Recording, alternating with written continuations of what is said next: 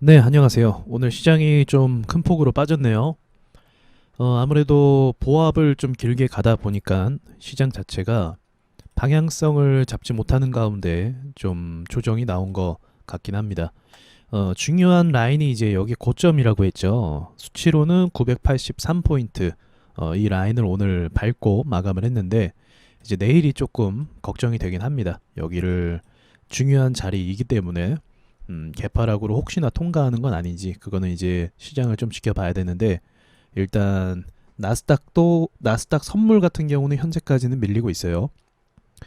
자, 이 원인이 무엇이냐라고 하면 이제 뭐 인플레이션을 이야기하기도 하는데 그렇지는 않은 것 같습니다. 이제 제가 분석하기로는 이제 머스크가 트위터에다가 내가 주식을 팔지 말지 설문조사를 했죠. 참 별난 사람이에요, 정말로. 그래서 이 투표가 트위터에다 투표를 하는 것도 참 웃기기도 한데 꽤 많이 참여를 했죠. 그래서 57.9%가 찬성을 해서 이제 주식을 처분하겠다라고 이야기를 했기 때문에 주가가 크게 떨어졌다라고 보고 있습니다. 그러니까 실제로 테슬라 주가는 11% 정도 하락을 했죠.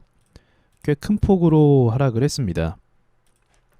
네, 그러니까 이 사람이 참 웃겨요. 이 머스크가 사실은 찬성이 나오면 주가에 큰 악영향을 끼치는 것이 맞거든요. 그럼에도 이제 사람들의 의견에 따르겠다라고 저렇게 이야기하면서 트위터에 올리는 것 자체가 참 이게 뭐 하는 건가 싶기도 합니다. 이런 경우는 전무후무하죠, 사실. 그러니까 저 머스크 말 한마디에 투자 자산들의 어떤 가격이 휘청거리고 수많은 돈들이 또 증발되기도 하고 들어오기도 하고 이 상황 자체가 코미디입니다. 그러니까 정상적인 시장은 아니다라는 거예요. 테슬라가 급등한 것도 그렇고요.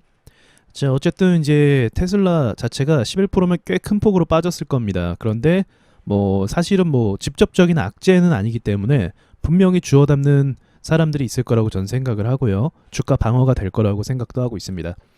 우리나라 증시를 보자고 하면 이 영향을 전 받았다라고 보고 있어요. 왜냐하면 우리나라 시가총액 상위 종목들을 보시면 지금 전기차 관련주가 좀 많이 빠졌죠. LNF, 에코프로비엠, 예, 이 종목들이 코스닥에선 빠졌고, 네, 코스피 같은 경우도 이제 LG 화학, 뭐 배터리 관련 자동차 이쪽이 좀 빠졌습니다. 그러니까 저 테슬라의 영향을 오늘 받았다라고 볼 수가 있고 이렇게 우량한 주식들이 좀 빨리 빠지다 보니까 시장에 지금 현재 이 주식들이 약간 주도주 느낌이 있었잖아요.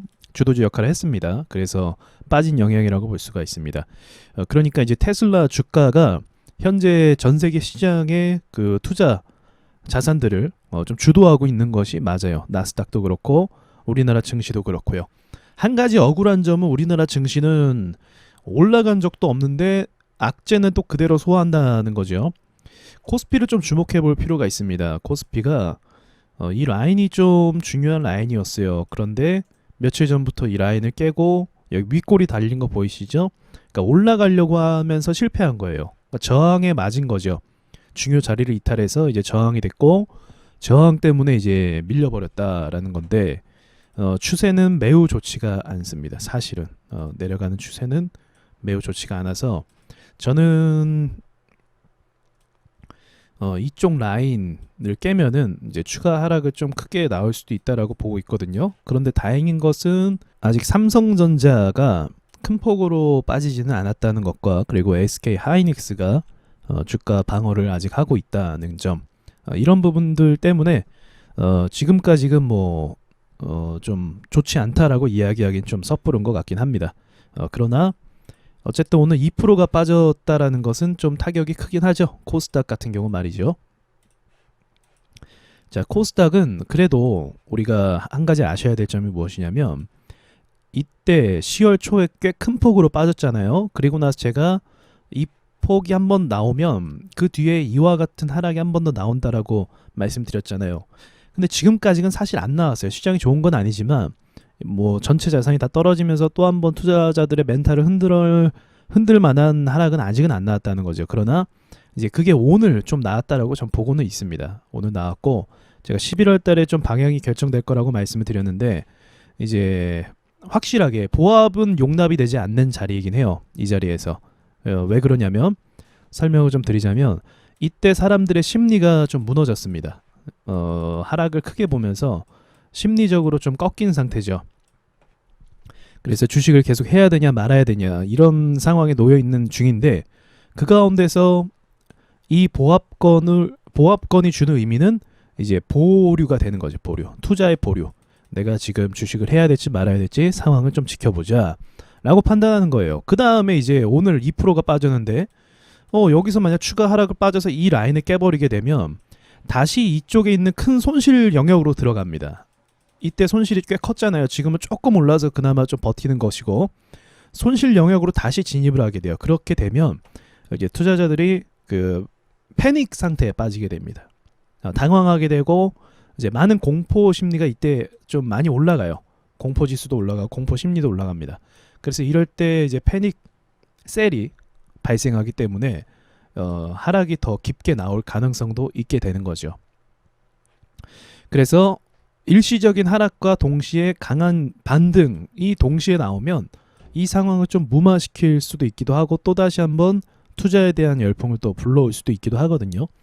그러니까 이런 상황이 아직은 이제 만들어지는 중이었는데 오늘 하락을 했으니까 이제 제가 방금 말씀드린 이러한 상황으로 이제 전개가 될 가능성이 높다는 거죠. 추가적으로 빠지면 사람들은 이제 패닉셀을 하게 될 것이고 빠졌지만 바로 반등이 나오면 이제 마음이 바뀔 겁니다. 아, 이 정도도 버틸 수 있구나. 그러니까 굉장히 중요한 기로에 놓여 있는 것이고 이 보합 자리는 용납이 되지 않는다. 그래서 이번 달 안에 방향을 결정할 것이다 라고 볼 수가 있을 것 같습니다.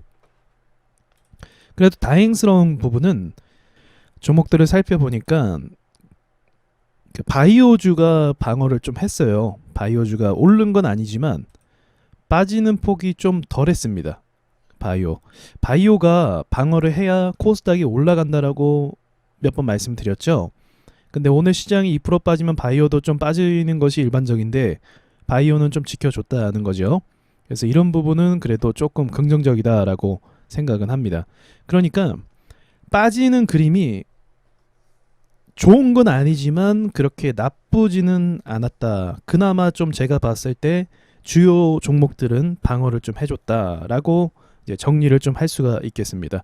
그리고 테슬라 흘러내린 것도 이제 대주주가 매도한다니까 그것 때문에 이제 일시적으로 빠진 것인데 직접적인 악재가 있는 것은 아니에요. 그런 부분들이 직접적인 악재는 아니기 때문에 아무래도 반등이나 상승 랠리는 아직 죽지 않을 것이라고 또 예상을 하고 있습니다. 그렇다면 우리나라 종목들도 이 테슬라나 미국 증시의 영향을 받아서 빠지는 폭이 좀 제한이 되면서 방어를 해주지 않을까라는 생각은 하고 있습니다.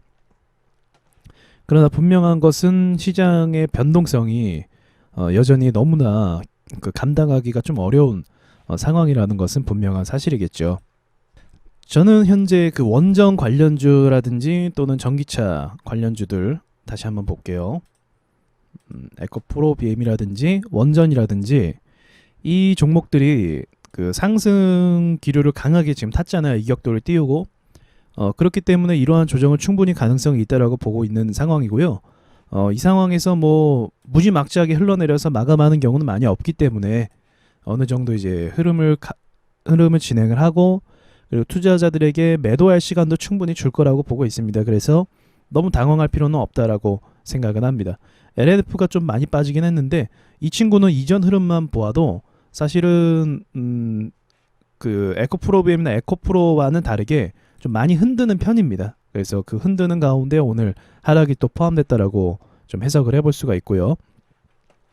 지금 상승 모멘텀을 강하게 탔죠. 그러면 이러한 흔드는 일은 이제 계속적으로 발생을 할 겁니다. 그러면서 또 강하게 슈팅 주고 시세 위로 올리고 이런 식으로 전개가 될 거예요. 그래서 너무 쫄 필요는 없습니다. 이게 원래 이런 자리예요. 이런 상황에선 원래 이런 봉들이 많이 나오고 누르고 어떨 때는 이제 여기까지 누르고 한 보름 정도 줬다가 오르는 경우도 있습니다. 그래서 그런 부분들을 자리를 통해서 좀 가늠을 하시면서 매매를 하면은 될 것 같습니다. 상승 기류를 탔기 때문에 그냥 죽지는 않는다는 거를 말씀드리고 싶은 것이고 그렇게 보면 우리나라 증시도 뭐 원전이나 이 전기차 관련주 때문에 때문이라도 좀 방어를 해줄 것이다 라고 생각을 한다는 거죠. 여기까지 말씀드리고 마치도록 하겠습니다.